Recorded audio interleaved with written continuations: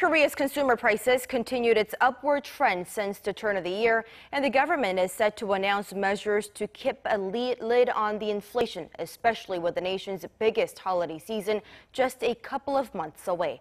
Mok-yeon reports. The government has vowed to push for strong measures aimed at stabilizing consumer prices. During a vice-ministerial meeting on Tuesday, Korea's finance ministry announced it will attempt to cut prices for farm and fishery products by as much as 50% by early next month, stressing how the cost of living has hit an over 5-year high.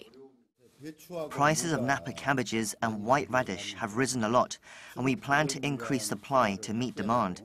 We will also expand wholesale market shipments and hold discount events. The ministry also said it hopes to quell rising prices before the peak season in October, when people in Korea celebrate the traditional Thanksgiving holiday, Chuseok.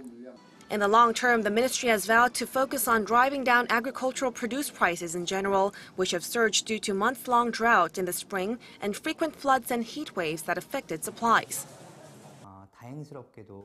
The good news is that the latest price hike is due to temporary factors such as severe weather conditions. So if the government's new measures are effective, I think we can expect prices to be stabilized by the end of the year. This comes as Statistics Korea released its monthly consumer price index for July earlier in the day, which showed signs of steady inflation. The consumer price index rose 2.2% on year in July, its highest growth rate since March, when prices rose by the same margin. The figure is slightly higher than the previous month's rate of 1.9%, as rapidly rising fruit and vegetable prices pushed up the overall figure. Agricultural, livestock, and fisheries prices jumped more than 8.5% last month, with prices of fresh fruit and vegetables rising by a whopping 20% and 10% respectively. Prices of electricity, water, and gas also contributed to the rise in July's prices as they climbed 8%, while the rise in petroleum prices, which had been the biggest factor pushing up the consumer price index, slowed to 0.5% last month.